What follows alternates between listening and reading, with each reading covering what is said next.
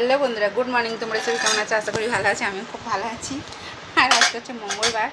আজকে প্রচুর গরম, কাল থেকে প্রচুর আবার গরমটা পড়েছে, ঠিক কিনা বন্ধুরা বলো? বেশ ভালোই গরমটা কমে গেছিলো বৃষ্টিটা হতে, আবার ভালোই গরম পড়েছে। আর আজকে হচ্ছে মঙ্গলবার। মঙ্গলবারের মেনু দেখতেই পাচ্ছি, এখানে দেখো সাদা ভাত আছে, এখানে দেখো এঁচোর চিংড়ি আছে, বুঝতে পারছি বন্ধুরা। আর এখানে দেখো সাদা নোটে শাক ভাজা আছে, আর এখানে দেখো স্যালাড আছে, বুঝতে পারছি বন্ধুরা। টমেটো, পেঁয়াজ আর শসা, আর দুটো দেখো আম, কাঁচা আম ছিল, শুকিয়ে দেখো হলুদ হয়ে গেছে, বেশ মিষ্টি মিষ্টি লাগছে। আর ফ্রিজের চাটনিটা আছে, বুঝতে পারছো বন্ধুরা। আজকে হচ্ছে এই মেনু, আজকে চাটনিটা আছে, আজকে চাটনিটা খাবো। সোমবারে যেহেতু ছোঁয়াছি, মানে মাছ পেঁয়াজের সব ছোঁয়াছুঁই থাকে বলে খেতে পারি না, বুঝতে পারছো বন্ধুরা। আর এইভাবেই পাশে থেকে এইভাবেই ভালোবাসা দিতে থেকো, ভালোবাসা দিলে ভালোবাসা পাওয়া যায়, এটা ঠিক। আমার তরফ থেকে তোমাদের জন্য এত এত ভালোবাসা বন্ধুরা, বুঝতে পারছো। ঠিক আছে, চলো টাটা বাই, সবাই সুস্থ থেকো, ভালো থেকো।